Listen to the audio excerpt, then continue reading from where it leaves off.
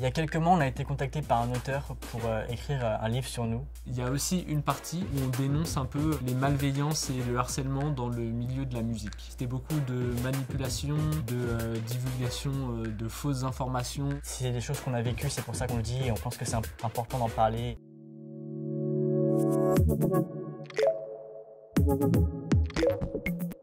Bonjour, on est Esteban et Diego. Je m'appelle Esteban, j'ai 22 ans, je suis auteur, compositeur, interprète et je suis en duo avec mon cousin Diego. Je m'appelle Diego, j'ai 26 ans, je suis chanteur et guitariste. Je suis aussi ingénieur dans l'aéronautique. Et bienvenue sur Papillon Action.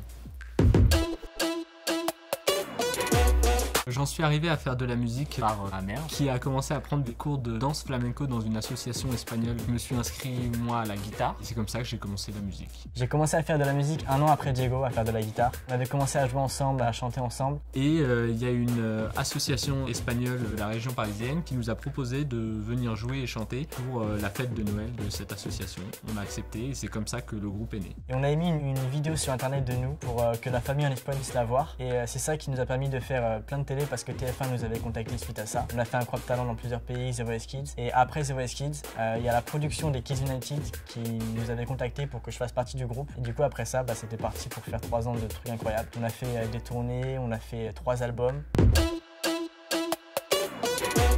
On est assez impliqué pour une association qui s'appelle Carla. Alors Carla, c'est une petite fille qui est atteinte d'une maladie qui s'appelle ataxie cérébelleuse. C'est une maladie très rare et en France, il n'y a pas de traitement pour cette maladie. Elle est obligée de voyager aux États-Unis pour aller se faire soigner. Ça leur coûte beaucoup d'argent. Donc on a décidé de s'engager pour cette association et faire quelques concerts caritatifs pour récolter des fonds pour Carla. Et suite à ça, on a décidé de s'engager sur plusieurs autres associations. On avait fait l'association du Petit Raphaël qui malheureusement est décédé très récemment. Et du coup chaque année on fait un concert pour une autre association. Très récemment aussi, suite à une vidéo que j'ai postée sur TikTok qui parlait du suicide, le 3114 qui est le numéro national de prévention contre le suicide m'a contacté pour faire une campagne de prévention sur cette chanson. Et pour moi c'est aussi une forme d'engagement. Alors on a toujours été touché avec Esteban par la cause des enfants et des personnes en détresse. On aimerait surtout continuer à s'engager pour les enfants. Un autre engagement que j'ai pu avoir aussi, c'était pendant les Kids United, parce que le projet en fait c'était un projet pour l'UNICEF. On est allé au Liban, on est allé au Maroc, on est allé sur le terrain vraiment voir les enfants dans des orphelinats, dans des villages très reculés où ils n'avaient pas accès à l'eau. Ça m'a vraiment fait prendre conscience de la chance qu'on avait et ça nous a aussi prendre conscience qu'on devait aider encore plus et s'engager encore plus. Avec Diego, on a décidé de continuer à s'engager pour l'UNICEF. On a sorti un single Dans la poussière dont tous les bénéfices sont reversés à l'UNICEF et on continue encore à aider l'UNICEF comme on le peut.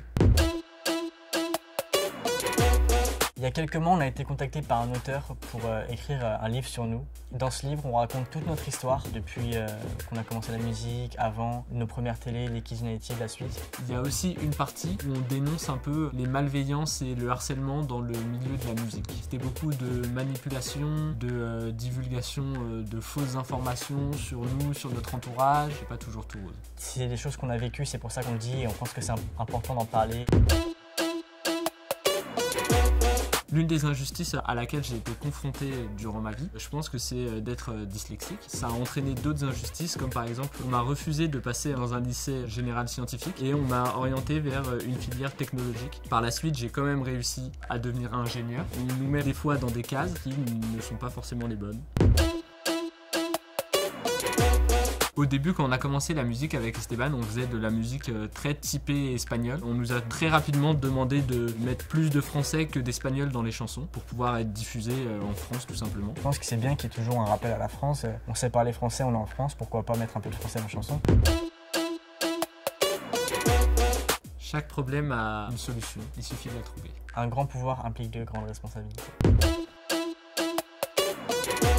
Alors si j'ai un conseil pour la jeunesse, c'est faites ce que vous voulez faire à fond, sérieusement, mais sans vous prendre au sérieux. Je pense que c'est d'être persévérant, de croire en ce qu'on fait et puis surtout d'aller au bout des choses.